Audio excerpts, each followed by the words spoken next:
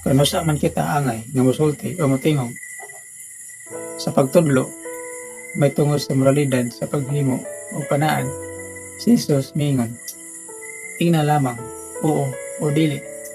Kay kung may mukapinsa niini, kana, gikan na sa yawa.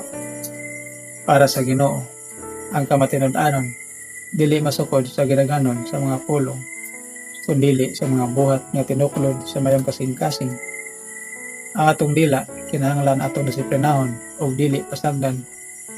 Daghang panahon, nga kini mubungat o mga pulong nga dili tinuod, dili kinahanglanon, o walay pagunahuna sa epekto ngadto sa mga tao. Nindot ang pahimangno nga nag-ingon, before you speak, let your words pass through 3 gates. At the first gate, ask yourself, it is true.